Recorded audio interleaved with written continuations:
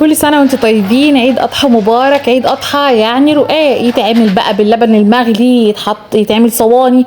أهم حاجة إن احنا في الفيديو ده هنعمله، هنفرده بطريقتين أسهل من بعض، وكمان هنسويه بطريقتين برضو على البوتاجاز من فوق وكمان في الفرن. أول حاجة العجينة عندي، نسمي بالله ولا نبتدي.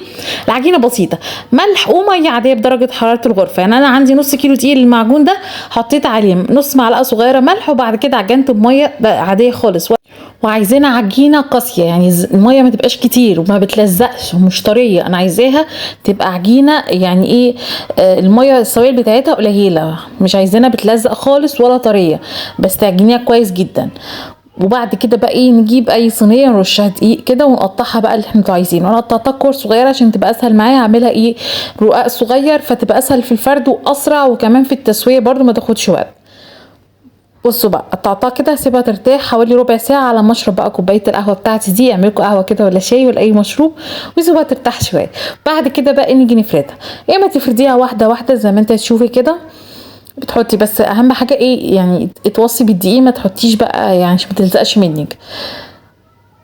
هنحط تحتها وفوقيها دقيق ونفرد. دي اول طريقه عندي، ان احنا نفردها واحده لوحدها، يا اما الطريقه التانية ان احنا نفرد مجموعه مع بعض، واقول لكم ازاي تعملوا مجموعه مع بعض وما تلزقش في بعضها. اول حاجه ادي اول رقاق، ولما نيجي بقى نخلص انا عايزه اعمل الكميه كلها، او اعمل على الاقل 3 4 وحدات عشان لما ابدا اسوي يكون في عندي إيه كام واحده جاهزين.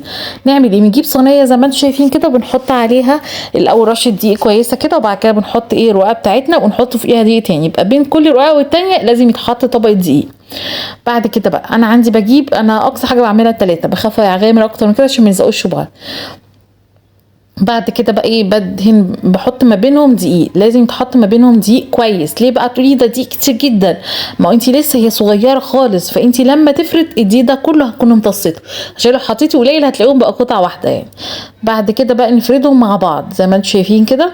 بس اهم حاجه زي ما قلت لكم، اللهم بلغت اللهم فاشهد، انا قلت لكم حطوا دقيق كويس عشان ما تلزقش منكم. بص كده 3 طبقات بقى اتعملوا مع بعض في نفس الوقت، فدي بتسهل معانا. اول طريقه للتسويه هتسوي على البوتاجاز من فوق، ودي انا بستسهلها وبعملها اكتر، بس يعني النتيجه بتاعت الفرن احسن. بس انا كآية اغلب الوقت انا بعملها على الصينيه من فوق اصلا، يعني نادرا لما بعمله في الفرن، لان بتبقى طعمها جميل جدا في الصواني. بس في اللبن لما تحطي عليه لبن، مش دي بتبقى فيها سنه طراوه شويه، فتبقى تحفه في الصينيه. بس لو حطيتي عليها لبن سخن وكده هتلاقيها مش حلوه زي اللي بنعملها في الفرن. في الفرن بتقرمش كويس جدا، بس يبقى في الهواء بتقرمش حلو قوي، غير اللي على الصينيه من فوق ما بتقرمش قوي حتى لو سبتيها في الهواء، بس تبقى فيها يعني زي ما قلت لكم طراوه شويه. الفرن بقى على الصاجه بتاعت الفرن على طول هنسوي وناخد بالنا بس عشان ايه ما يتلسعش. انا عندي في جنب بيلسع شويه فباخد بالي يعني، بس ساعات برضو بتروح لسعالي الرقاق، عشان كده بحب التسويه من فوق بصراحه.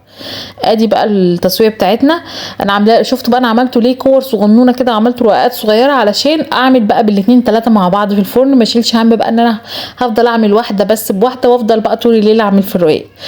زي ما انتم شايفين كده هيبدا بقى يعمل فقاقيع صغيره كده. هو تسويته بتبقى حلوه، بس مش زي طبعا الافران اللي هي بيعملوا فيها، بتبقى الافران دي مخصصه اصلا حلوه جدا في عمايل بقى العيش والرقاق وكده، بس برضو شغال فرن البوتاجاز مش بيقول لا. بعد بقى ما تخلصي بتسيبيهم تفرديهم كده، ما تحطهمش فوق بعض كده. انا كنت بطلع كده، بعدين بقى فردتهم يعني جبت قماشه كده نظيفه وفردتها على السرير وحطيتهم عليها علشان ينشفوا. بعد ما خلاص بقى يعني خلصت الكميه كلها، كان لسه ما نشفش قوي، بس قلت اصوره معاكم واوريكم كده. وحتى في اول الفيديو انا اوريكم القرمشه، سبت الصوت، طبعا الولاد كانوا عاملين دوشه بقى فاتحين الكرتون، بس عشان ابين لكم القرمشه فيعني سبت الصوت الاصلي. اتمنى يكون الفيديو عجبكم واستفدتوا منه، وان عجبكم اعملوا لايك بقى، وكمان كومنت لذيذ كده منكم، وربنا يحسن ما بين ايديكم جميعا يا حبايبي. شكرا قوي.